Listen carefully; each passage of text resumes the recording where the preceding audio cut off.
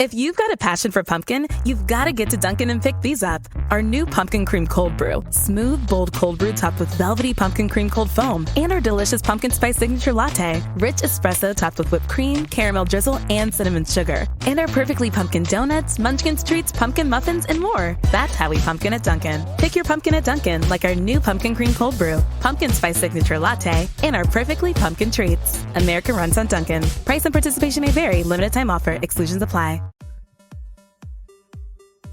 What is going on? You are listening to TAGSPodcast, aka Talk About Gay Sex Podcast, episode 310. I'm your host, Steve V, alongside Lincoln. How you doing? Doing great. Happy almost Halloween. I know. Really happy Halloween, and I'm feeling it this year. We'll talk about that in a second. Joining us is Kodi, Maurice, Doggette. How are you doing? Hello, darlings. I'm doing well today. It's so good to be on with you lovely gentlemen this evening. Absolutely. Are you guys excited about Halloween, Lincoln? You were telling us offline about a party you might be going to with Alfred Hitchcock theme. Yeah, I'm going to an Alfred Hitchcock themed party on Friday, so we're excited about that. Not quite sure about the outfits yet, but they're good people, the party that we're going to. And then I think the weekend we're just going to take it in stride. The bakery is always fun around Halloween with kids and giving kids cookies and stuff, so it should be good. I love that. Yeah, I feel like there's a little glimmer of hope this year. Do you feel that, Kodi? We're doing a party here in New York, the Alegria party, and we were just talking about our costumes. What are you going to be, Kodi? You didn't even tell us. I'm going to be Panthro from the Thundercats. You know the Thundercats? I don't. I feel bad that I don't. Is it? Do you, Lincoln? I do not. I'm sorry to say. But I've heard of the Thundercats. I just don't know what they are.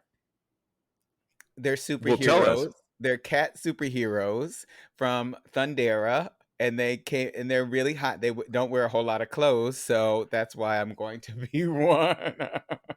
Easy. I love that. Exactly. All I have to wear is a harness and some cat ears, and I'm good to go.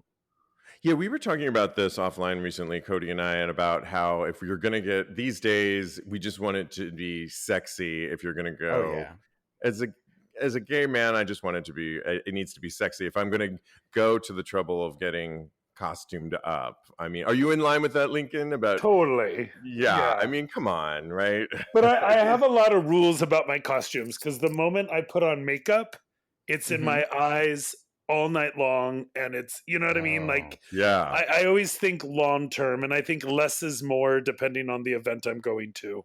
That's true. Right. If you're going to suck cock, you don't want to have so much. Like, I was going to do this skeleton makeup around my lips, and I'm like, oh no, that's scratched. No, that's just going to be everywhere. on everyone's dick. Exactly. Then everybody knows whose dick Steve was here. Well, I'm really excited about this episode because we are doing a promo right now where we're telling people to write in for solicited sex or relationship advice, and we've got some great ones for you on this episode.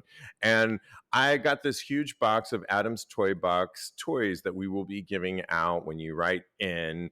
But I'm wanted to share with you that I feel I'm so little known fact about me. I'm so clumsy because in the course of 1 week, I managed to drop an olive oil bottle, a brand new olive oil bottle, and olive oil everywhere on my counter. And then I managed to spill coffee all over my couch. I'm like, what is going on with me? And lastly, one of the things they included that I thought I'm keeping this one and setting this one to myself was a jug of boy butter. Ooh, and yeah. I know, and I'm like, let me open this up and see what it's like. And because the commercials, they're so hot, and I'm like fiddling with this tub trying to open it. I finally open it.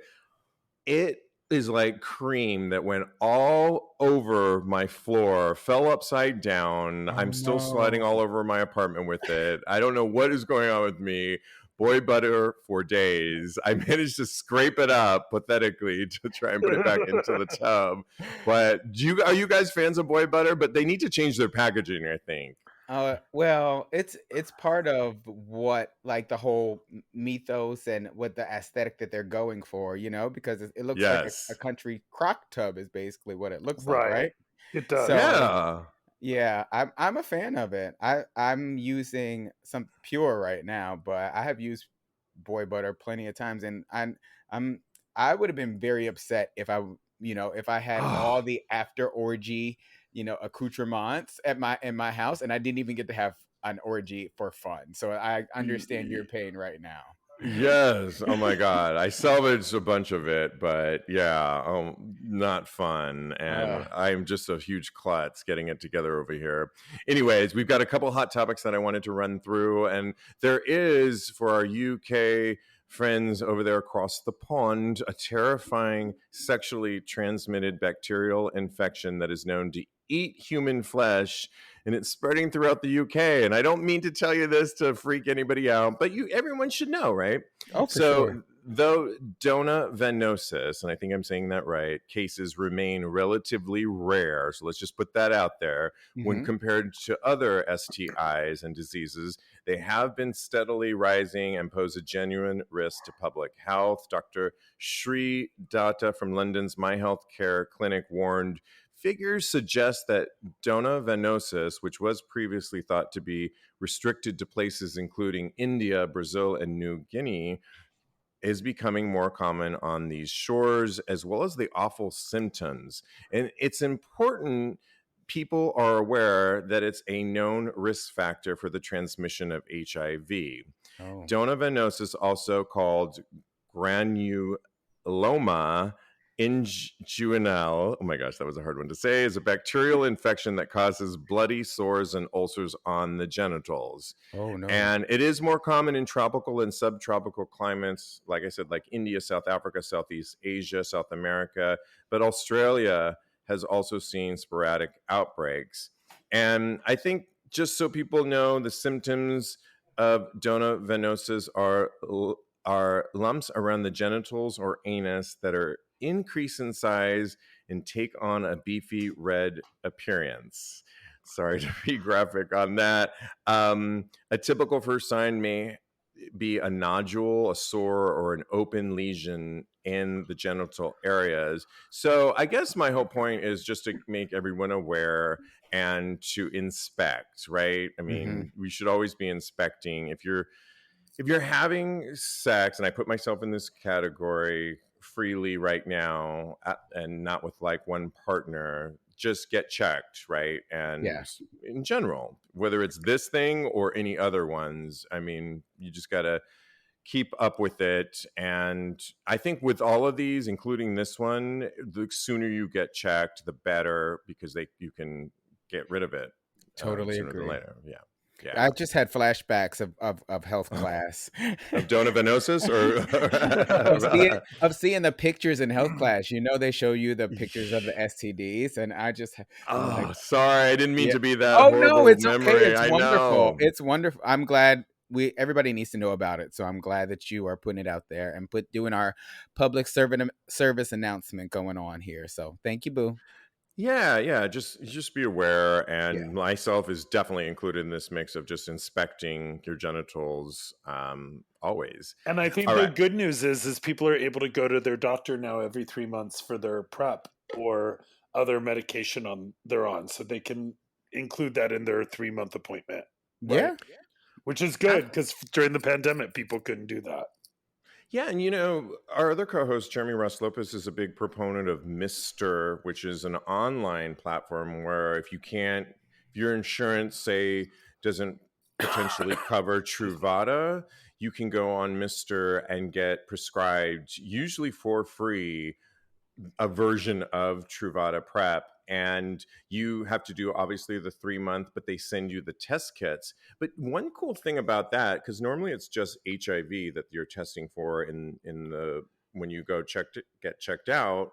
Even with my doctor, I have to often tell him, well, it's depending on how sexually active I've been, I'll Yeah. tell him, let's do all STIs. But I have to often tell my personal doctor, given when I'm feel the need to swab my ass and swab my throat, Yep. which is something that is weird that not all doctors do. Jeremy was telling me that even in the kit that he gets, that they include a swabber for the ass and the throat. And I Oh, think that's pretty good on that's Mister's account. amazing. Yeah. Yeah. So things to consider and just keep up on your health. So absolutely. In other news, you guys know the show So You Think You Can Dance. There's is a Out So You Can Think You Can Dance winner, and Emmy award-winning choreographer Travis Wall has been cut from the dance company Break the Floor's traveling tour following an investigation by the Toronto Star into his alleged sexual inappropriate behavior. Wall What? helped bring the first same-sex pairing to So You Think You Can Dance. Break the Floor, which tap dancer Gil Stroming founded, provides masterclasses for young dancers. And due to the investigation, the dance company said it will be looking into accusations further. Travis, quote, will not be traveling with Break the Floor until we have had the opportunity for a third party to look at these allegations. Break the Floor said in a statement posted on Instagram stories Friday, according to the Wrap, we take this seriously and will take further action. And it's caused a string of stories that I've seen everywhere posting. When they looked at this, a former student, Miles Lavallee, hopefully I didn't butcher that, told the paper that Wall started grooming him when he was 16, when Wall was 20. Oh my Lavallee goodness. accused Wall of making sexual advances towards him, then giving him ecstasy before Lavallee called a friend over to help him in the situation. Wall cut What? off ties with Lavallee, which Lavallee said was due to him not accepting Wall's advances. When contacted through a publicist, Wall told the Star that the accusations against him were false. This is all according to a story I'm quoting from The Advocate. And you know what? Hmm. I'm just curious, Lincoln, because as there's Me Too movement, and it's always associated with women. And I know, as somebody that you've put together classes, and oftentimes people under you or in the gay community, sometimes lines get blurred when it's not a traditional work setting. Have you noticed anything of inappropriateness in the world that you've just putting classes together and the people that you hire that are often gay, that this is sort of a red flag that we need to look at our own community now?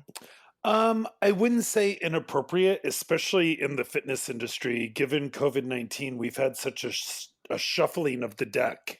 Do you know what I mean? Like Mm-hmm. all classes were canceled for about 10 months, if not longer. And then vaccinations had to happen and people moved and people's following is no longer around. So I really think everyone is kind of on their best behavior now. I would Right. say back in the late 90s when I started designing classes for David Barton Gym and we were more club kid meets fitness, Yeah. there was more maybe creativity going on that could have been construed as inappropriate, but Hmm. it wasn't really I wouldn't, I'm not insinuating in any way, shape, or form that it was putting people down or, like that kind of inappropriate. Sexual Yeah, misconduct. no. But I would, when you work somewhere, you're working there Yeah. Right. no matter what, but we've had, stripper pole class but we don't call it stripper pole anymore. Now it's just pole workout. Yeah. Or, we had circus sports where people would be on a trapeze or be juggling or stuff like that. And, but no, I wouldn't say in the fitness industry, there's that kind of, I mean, I'm sure it happens, but no, I Hmm. haven't had it in my world, at least not that's popping into my mind at the Yeah, moment. and I can actually think of when I was a personal trainer too, I didn't have really any stories of anybody. I taught class. I also was a personal trainer. And for the most part, I don't think, thank God, everyone took it seriously and there wasn't a lot of bleeding of the lines. But right, and I mean, is this inappropriate? I mean, I've definitely interviewed people and been like, "Holy moly, your body is incredible. You have really pushed yourself and your fitness levels to beautiful heights and your body looks amazing. That's not inappropriate. That's just the industry. No, the You know what I industry. mean? Compliment. Like, yeah, it's a compliment. And something just we went and saw Moulin Rouge this past week on Broadway, and it is such a sexy, beautiful, athletic, over the top triumph of excellence across the board. And the before the show starts and before intermission is over, there's dancers walking around and flirting and smiling and half dressed and stuff like that. But again, it's in a theatrical box of still being appropriate. Yeah.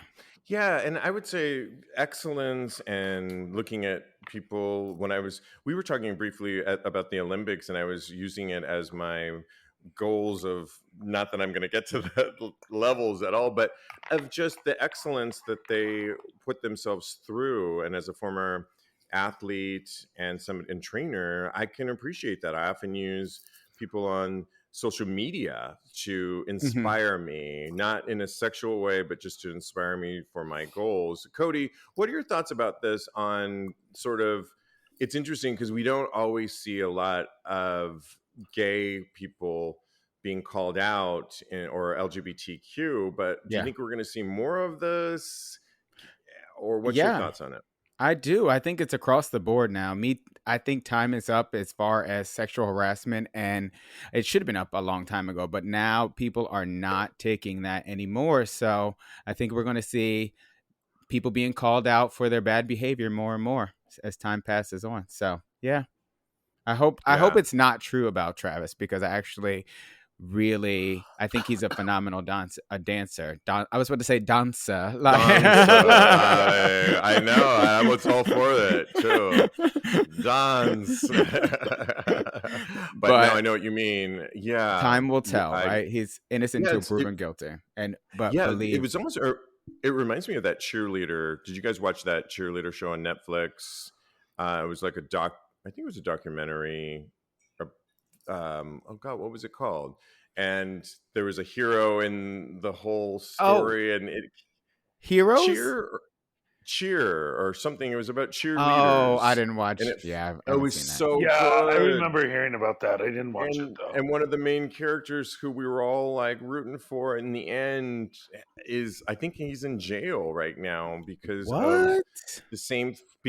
of misconduct towards an underage, sending dick pics to an underage cheerleader. That's horrible. It all comes out. So it does, and they'll find out eventually. They have so much to track that and make sure that that doesn't go down. So right. Hey, Tags listeners, craving for more tags? Hungry like I am? Well, now you can unlock exclusive Tags content. I'm talking about our weekly Tags After Show and our twice monthly Dark and Dirty Show. Now you can listen wherever you get your podcasts. You'll get a notice each week when new episodes are dropped exclusively for you. So what are you getting from this exclusive content? Well, you're getting a weekly Tags After Show where the conversation continues with hot gay sex topics in a more relaxed, behind-the-scenes, more intimate format. Our twice monthly Dark and Dirty Show will often feature special guests like my co-hosts, but gets a little darker and a little dirtier as we reveal our sexcapades to your exclusive ears. So what are you waiting for? Subscribe now to unlock exclusive Tags content and know that you'll be supporting Tags Podcast to continue delivering the quality of Tags Podcast you've come to love. You can unlock this exclusive content by going to TAGSPodcast.com and click on the link Tags After Show. Thanks for being a supporter and continue having hot gay sex.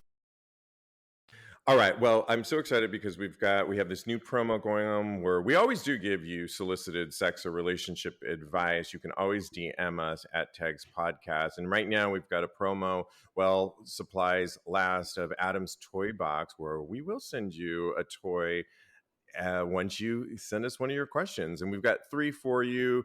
Here we go with the first one. He writes, hi guys, here's my conundrum. Are acknowledging pronouns inclusive or exclusive? We'll read that again. Are acknowledging pronouns inclusive or exclusives? I do appreciate the initiative to have pronouns be included in almost every social outlet, but I often find that in a Zoom meeting, I am the only one that uses they, them, and I can't help but think that it marks me as other in this space of more inclusiveness.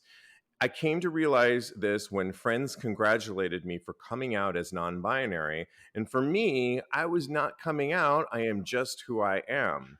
He writes, I guess my fear is that my pronouns make me the other more openly in a community where most people proudly and openly share he, him, she, her. And he goes on to say, and back to his original question, are acknowledging pronouns inclusive or exclusive? The first thing I just want to say, and then I want to hear from you guys, is ultimately I think it's inclusive, but it can feel exclusive given the time that we're in. I'll explain a little bit more, but Kodi, what are your thoughts on this? Is it inclusive or exclusive when acknowledging this?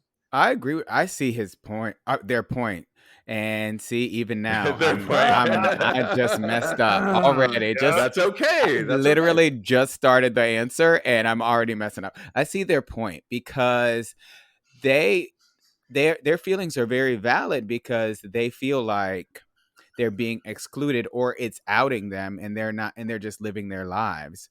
So it's a double-edged sword as far as I'm concerned, because yes, it does bring people together. Yes, it does. I think that by naming your pronouns on social media, you see how many people are share the same pronouns as you, or share similar experiences as you. But it can also, the other side of the coin is that it can also make you feel like the outsider in the world if there's nobody around. So I see both sides of the story. So I think it's both, but I think that you have to look at and accentuate and highlight the good parts of what's going on, and kind of just realize that the bad parts are, I know that sounds a little bit like Pollyanna, like I'm No, but I think it's true that you look at how much good it's doing in the world, basically.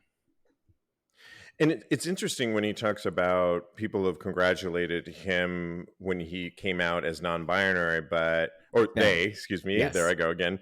Yeah, see? And they said, and for me, I was not coming out. I was just who I am. But with that, I would say, look at that in a different way, because why do we have a pride parade? Because the way I look at it, more half glass full, is people aren't necessarily congratulating you like they're congratulating for the amount of, you're showing a little bit more of you, and we're proud of you that you figured it out. And that you're letting us and the world see more of your true essence. So we're really celebrating. That's in my mind why we celebrate Pride, is because we are seeing more of everyone's true existence. Like when you say namaste, the God in me sees the God in you. It's really, I see that's you. Beautiful. Yeah. Well, and so I think that's what it's really saying. And I think when maybe it doesn't mean much for him because it's who they are. Exactly. But I think when people congratulate you for something like that, it takes a lot, and they're really congratulating they understand the world we live in, and that's great that you're sharing more of you. Lincoln, what are your thoughts about these pronouns? Okay, what were the two options again? Inclusive or exclusive? So are acknowledging pronouns inclusive or exclusive, they're asking. I think you need to know your audience without placating to ignorance.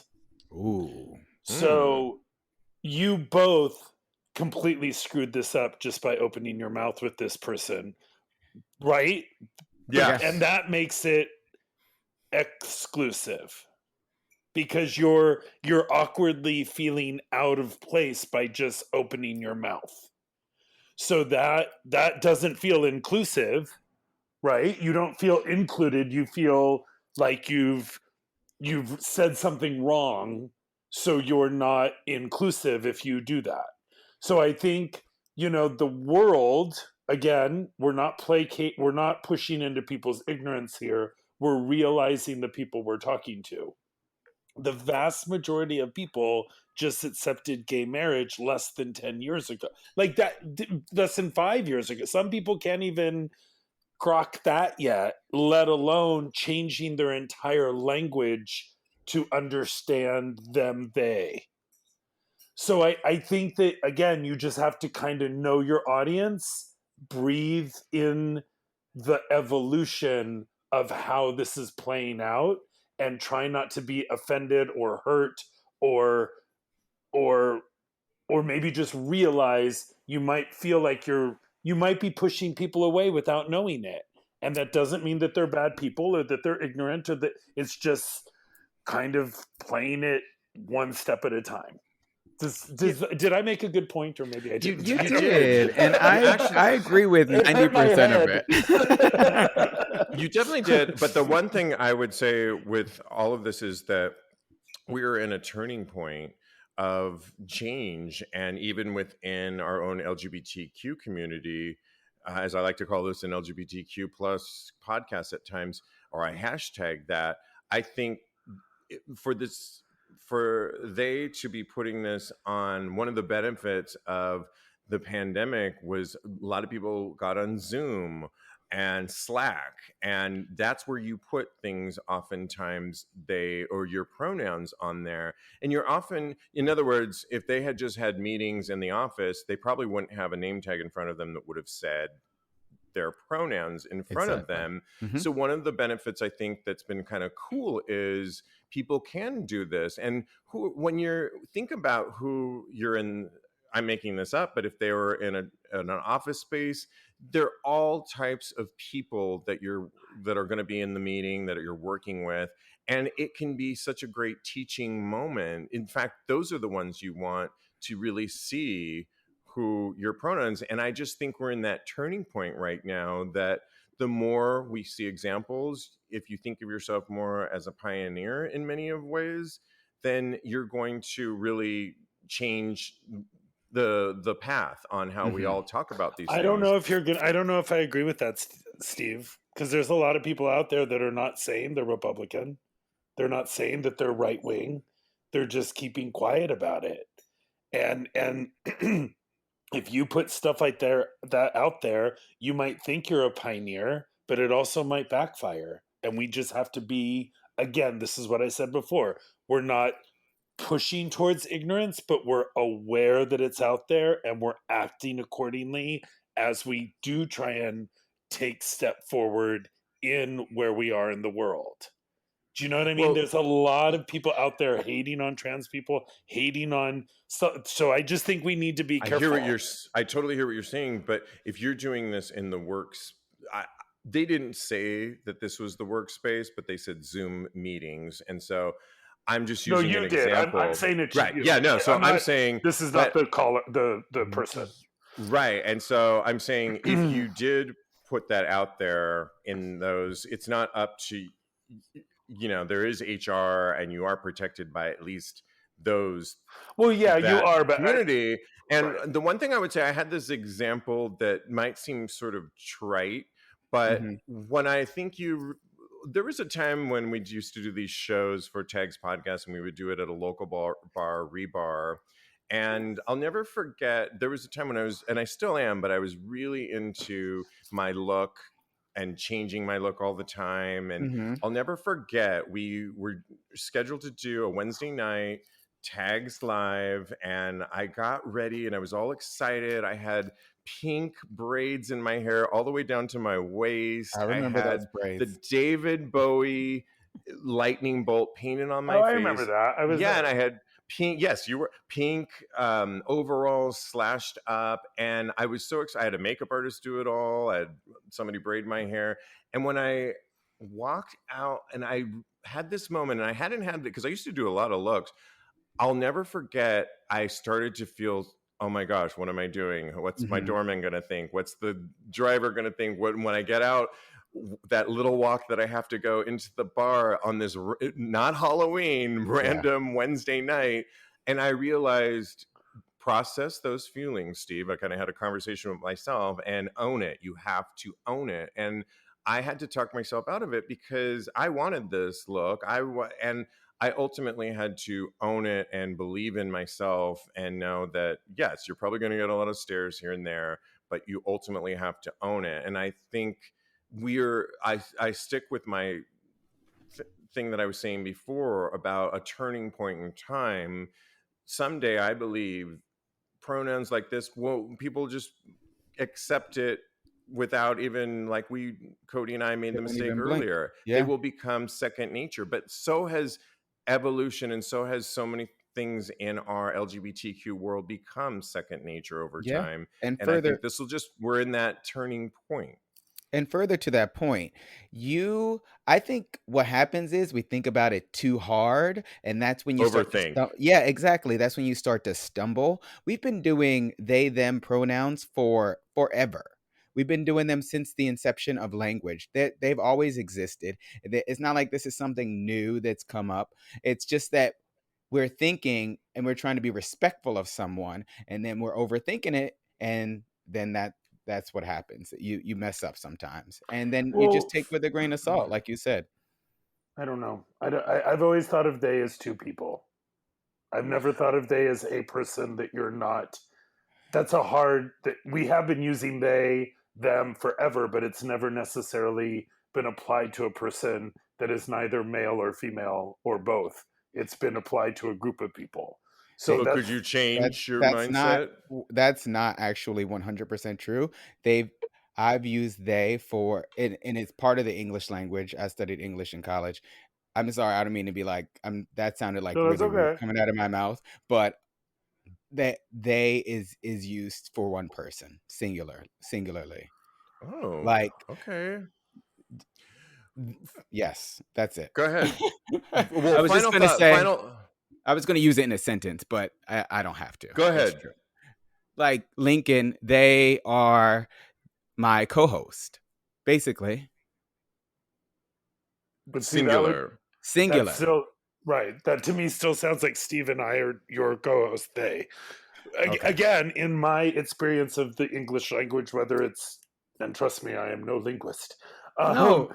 That's just a really hard thing to.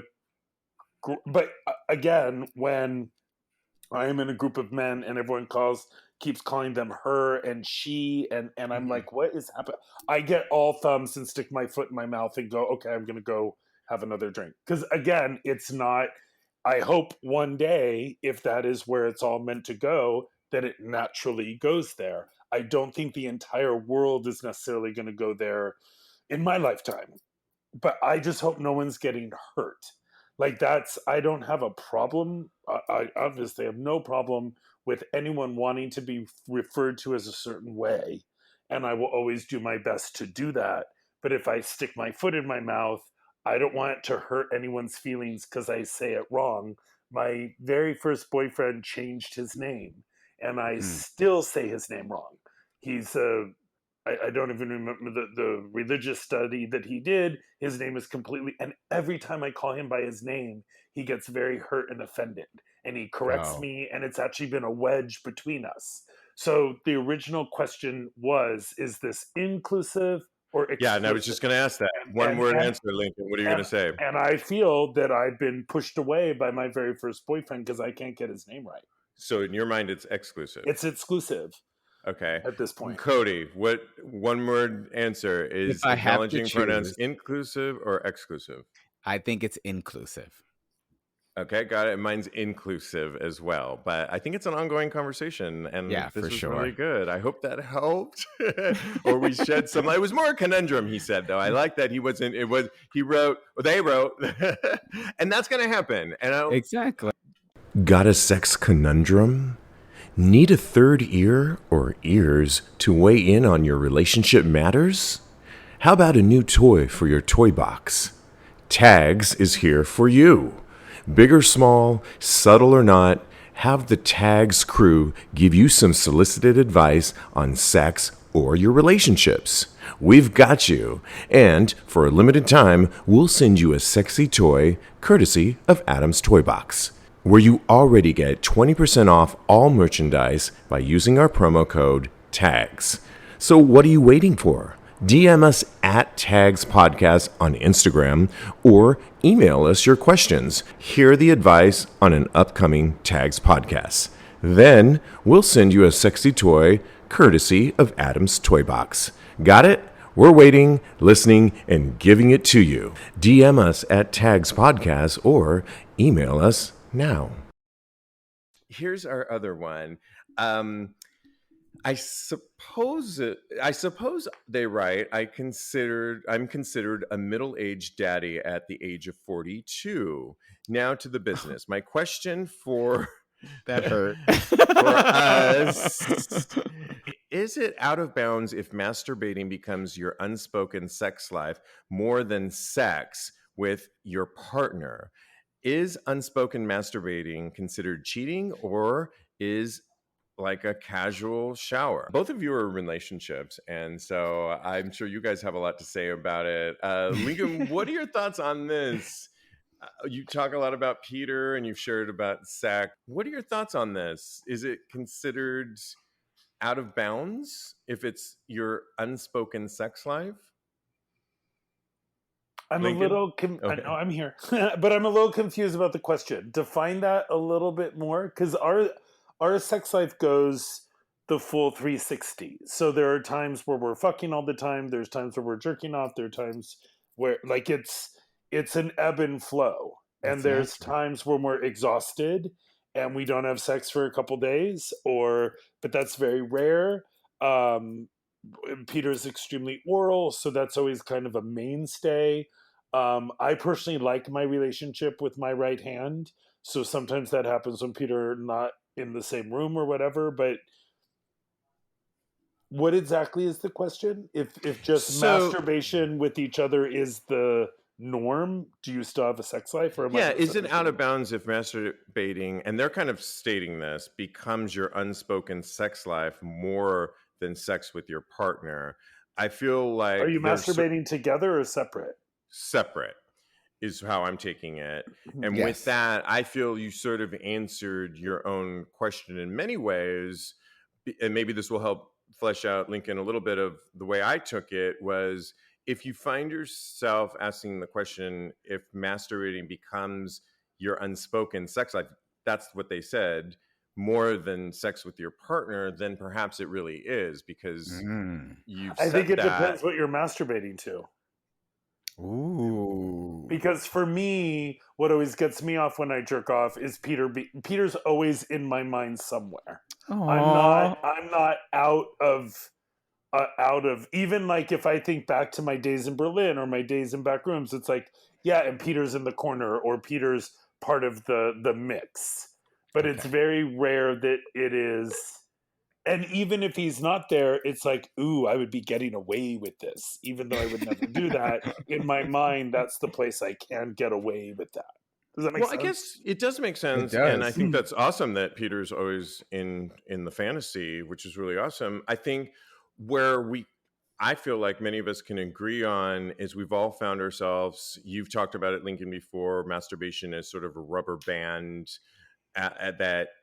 We've all probably been there. I can definitely attest where I found myself masturbating more often than not, and took like breaks on it because maybe it would just, and other times enjoyed it, often enjoy Hmm. it all the time.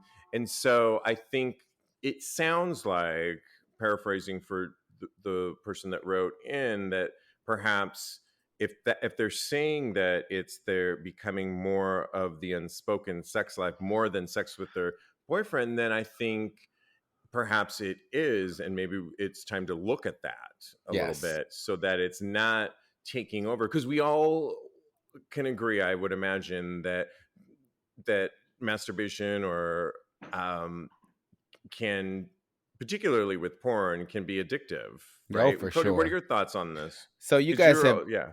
you guys have hit on so many things that my answer is going to touch on too.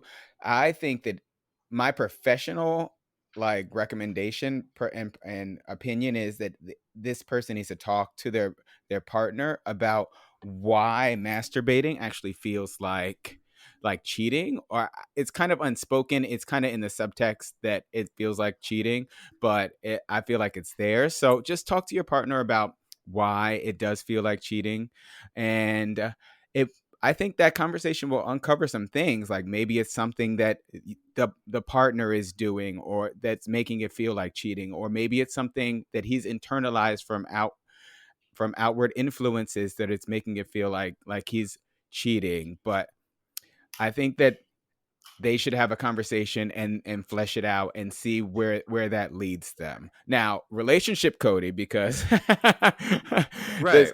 this is where like my personal opinion is that I don't think masturbating is cheating at all. Like Lincoln said, I come to Joe whenever I masturbate. Your boyfriend. So yeah, exactly. Joe is my boyfriend. So whenever I jack off, Joe, I always come and Joe is there. But I have found that a lot of times uh I save my orgasms for Joe. So I don't do a lot of masturbating. Sometimes it happens, sometimes it doesn't. I know that masturbating can intensify my sex life with my boyfriend, and I I think that it's perfectly healthy to masturbate personally. Okay, I'm going to bring the conversation full circle. One, Come on, bro. if you masturbate, it's better than having sex outside the relationship because you can Ooh, get what those preach. people Yes. in the UK are getting these days with Right. the wart stuff in the thing. Yes, I know. Come on, call back. Two, I personally don't like lubricant, whether it's boy butter or not. So if I jerk off by myself, there's no lube involved. It's much cleaner. Yes, yes. Because I prefer spit and it's over. And three, if I jerk off, then I don't come as fast when we do have sex. Oh, Mic drop. there it is. Yeah. Yeah. And I would just say, because I'm not in a relationship, but I think masturbation is healthy and can be kind of a quick, thin in between sex life. I would just say, look at a balance of ask yourself, how much are you having sex with your partner? Is it currently lacking? And are you finding yourself, because we all can check in with ourselves and know the answer to certain things, like, do we think you're spending more time masturbating than sex with, it's definitely easier to masturbate than sex at times, but Yeah. if you're finding and asking that question, then maybe it's time to find ways to initiate and make sex interesting again with your partner, And you know so what? that it can also complement the times when you're eking one out or getting one out too. And I think it's all healthy. And I was going to say, you can plan sex. Sex can be planned, because I read that if you plan your sex, just find a way to make the plan sexy, like text them and Make say, it "Oh my sexy. God, I can't wait to be inside you tonight." It doesn't have to be something that is bad or making your sex life boring if you plan sex. That's not something that's horrible. All right. Oh, I hope that helps. And you will be getting a toy for that. Let us know where we weighed in on that. Hey there, Steve V here, your master of seximonies. Are you listening to our live show, Tags Live? If you're only listening to Tags Podcasts, you know you're only getting half the story. Okay, I did steal that from Drag Race, but seriously, join us live every Wednesday night for Tags Live, 6 p.m. Pacific Time, 9 o'clock Eastern Time on the Get Vocal platform. My co-hosts Kodi, Maurice, Doggette, and myself rip into the top hot sex stories, go deeper into our segment Vulnerable Voices, and welcome a slew of special sexy guests who have a voice in sex positivity. Tags Live is video, live, and interactive, so you get to weigh in. Join us every Wednesday for Tags Live, 6 o'clock Pacific Time, 9 o'clock Eastern Time. Go to TAGSPodcast.com and click on the link Tags Live to sign in and join the fun. Next up, our final conundrum sex advice is, hey tags crew, looking for some advice. My boyfriend and I have been together for a few years now, and I'm primarily the bottom, which I really enjoy. However, I'd like to get into topping more, but my boyfriend tends to shy away from trying to bottom. Any tips on how to encourage him a bit? Also, and then any tips on how to encourage him a bit? First off the bat, I want to commend our listener for writing in, because I think it's great that he's trying to be versatile. And I think for long term sex with a partner, that shows longevity. It's only going to make the relationship last longer. If you're already showing signs that you like to bottom, but you want to explore topping, what better person to explore that with than your partner? Now, if your partner is sort of on the fence and not, then walk him through it. We talk a lot about on this show, and I'm going to send you a toy. I'm going to send you a butt play toy. Maybe you can play with this together. And it would be somebody that you would trust to get. In other words, you can talk to your partner about how to prepare. You probably know how you prepare and what makes it pleasurable for you to bottom. Share those secrets that make it pleasurable. Everything from how you eat perhaps before you bottom, which is a whole thing, how you clean yourself out before you bottom, how you play with those toys so that it's not 0 to 100 depending on how big the top is. And you can even play with toys, one of which I'll send you, that you can play with, and you'll have somebody that you trust. In other words, it's not like going willy-nilly to some stranger that's going to ram it up there. You know that you're going to be a gentle top that's going to, and you can tell him why you enjoy it and share with him that experience. I think it's only going to make your relationship last that much longer sexually, and it's going to be a nice turning point. What are your thoughts, though, Kodi, on this? Are you more the top in it? And what if I am? Yeah. So, but I'm completely open to bottoming. But my suggestion is to find out what his insecurities are about bottoming, and then you'll be able to figure out how to address those insecurities. Because I agree with 100% with what you said. Butt play and playing with toys beforehand and making sure that they feel safe and secure, that will only, help to make sure that they are comfortable when it actually does come down to bottoming. So, because I think that's a huge part about it for me, because I don't know what's going on back there half the time. Right. I hear you. Lincoln, what are your thoughts when you hear, and what advice could you give to? So I don't think all the answers are within these two people. You go to YouTube to figure out how to screw in a light bulb. Why not go to PornTube and watch some people bottoming and talk about it as a couple and see what is interesting or not interesting on how to do it on video, so that you're not taking all of the responsibility onto yourself. Oh. So there's plenty of videos on PornTube and other sex sites that talk about fisting or talk about poppers play or talk about rope play, or it's like YouTube. You could just go on there and go, wow, that's really crazy. I would never do that. Or, oh, wow, that's interesting to me. Let's try that.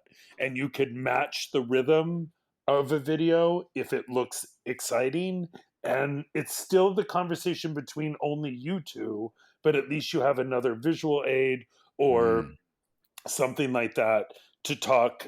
Nothing brings people more together than a common enemy or a common how-to video.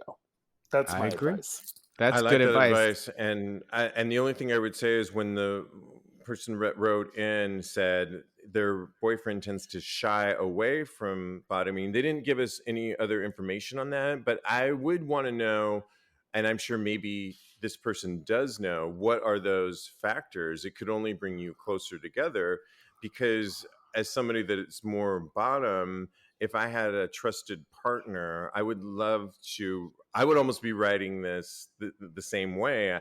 I would want to be trying topping, but I would want to share with why I shy away from topping.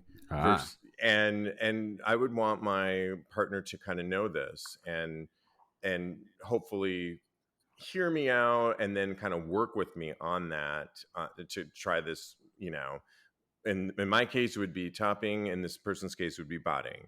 I think it could only bring you guys closer, but as well as looking at, not like you were saying, Lincoln, not just putting it all on one person, correct? And and the other thing other... is, and I don't want to be speaking out of turn, for me personally, all of the technical stuff about what to eat and how to wash out and that's not really sexy. Like, maybe start with just videos and feelings before you go deeper into it. Do you know what I mean? Like, again, we don't know what he's. Well, that's what I'm saying. From. That's what I would want to know is, I hope either he does know or he doesn't. That was one aspect of it, but sharing besides all, because sometimes it is the technical side. Sometimes it is. You're absolutely right. Sometimes, but I've also been with people, not Peter, but people in the past, that whole process was like an hour for them. And by that point, I kind of lost interest because I was like, hey, like, let's try and make this a little more sexy and not so technical. But again, we don't know exactly what the not into it is. Right. So we kind of hit all corners. I think we did. Yeah, absolutely. I think you did a great job. Nice job. Nice job. Can I tell you how much I've learned from porn, though? It's right. It's astounding. It's astounding. It's much more interesting than anything I've learned on YouTube. Thank you very much. I love it. Oh, this has been so fun. I hope this helps. If you want sex or relationship advice, want us to weigh in, we are here for you. DM us at TAGSPodcast on Instagram or email us. And while supplies last, you'll get an Adam's Toy Box toy to fill your toy box. I want to thank my co-host. Thanks so much, Lincoln. You can follow him. He's got two at Protein Bakery, or his personal one at Mad Lincoln. Follow Kodi Maurice Doggette. He's a life coach at KMD Coaching, or his personal account, Mr. Maurice. Yes. All right, you guys, this has been so much fun. Thanks for weighing in. Always. So much fun. Yeah, always absolutely. good. And in the meantime, continue having hot gay sex. Damn. Nice.